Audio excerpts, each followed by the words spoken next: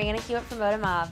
The country stars all showed up in their best for the Academy of Country Music Awards red carpet, and we've got our picks for the best and worst dressed. For the best dressed, we've got Taylor Swift, Kimberly Perry, and Jewel.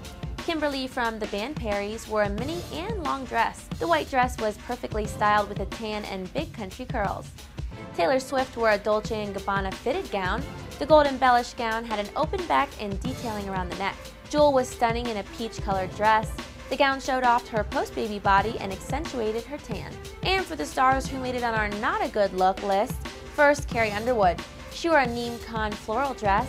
The gown was too much with the large flowers and the big waist belt that wasn't proportioned right. Kaylee Cuoco wore a BCBG Max Azria gown with sheer panels. The gown was beautiful, but she was styled all wrong. The usually beautiful actress looked a bit too pale, her hair was too big, and her makeup was poorly done. Sheryl Crow looked great from the bust up, but from the waist down the pants were way too big and busy.